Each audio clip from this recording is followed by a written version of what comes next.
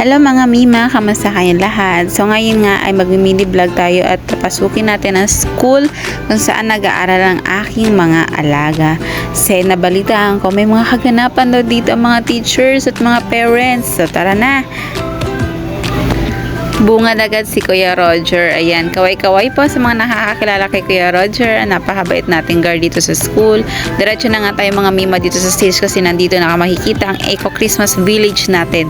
So ayan, puro recycled materials ang ginamit namin dito. Pinag-isipan at pinaganda kasi gusto namin manalo. Cheers!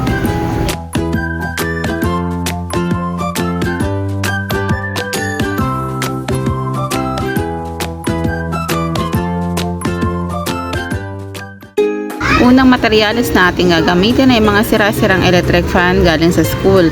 At syempre, ang ginamit nating bangka nung palarong pambansa 2023.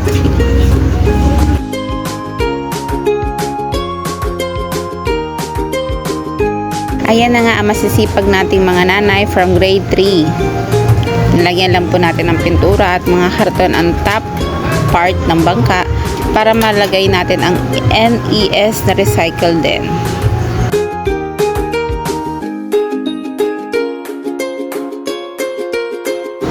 Ayan, konting chismis na may kasamang design. At eto na nga, ginagawa na ang bakod para sa gagamitin natin dun sa stage paikot.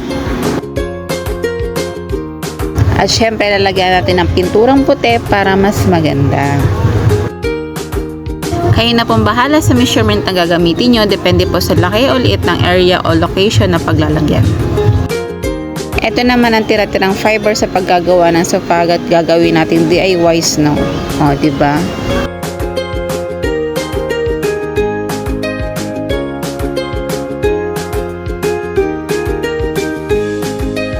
At dahil nga matataba ang utak natin, hindi pwedeng ganito lang. So, ayan. Gagawin natin half itong tray ng itlog at lalagyan at tutusukan natin ng halaman.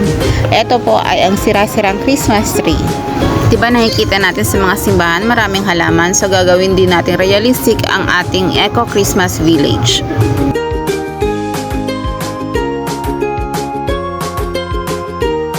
Nailagay na nga ni Ate Lani ang ginawang bakod at nilalagay na rin ni Candice ang ginawa niyang halaman na yari sa sira-sirang Christmas tree.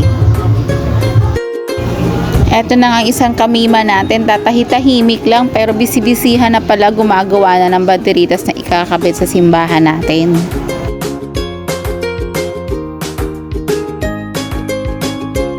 Malapit na nga matapos ang DIY snow natin at ikakabit na natin dun sa snowman.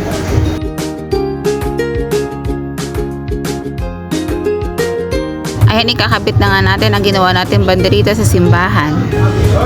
Ito ay simbolo lamang kung gaano kasigla at kasaya ang Pasko dito sa Pilipinas. Pero lagi nating tatandaan na ang tunay na diwa ng Pasko ay lagi nagsisimula sa tatlong letter P: pagmamahal, pagpapatawad, at pagpapasalamat.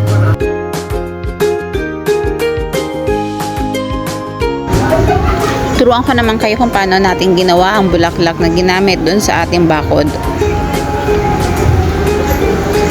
So, ayan, no particular measurements po ito. Kayo na pong bahala mag-measure at kung kaano kalaki at kaliit ang gusto niyang magawa. Gamit ang straw, doon natin ididikit ang bulaklak at ang dahon na ating kakabit.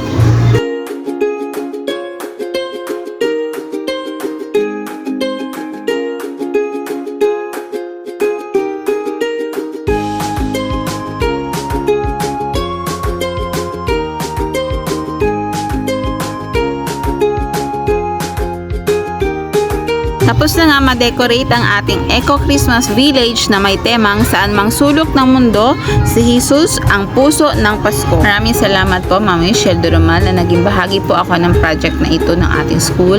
Kay Sir Willie Padua, ang aming principal na gumagabay sa bawat hakbangin namin. Maraming salamat din po sa mga parents ng grade 3 na sobrang talented at dedicated para makagawa ng magagandang designs.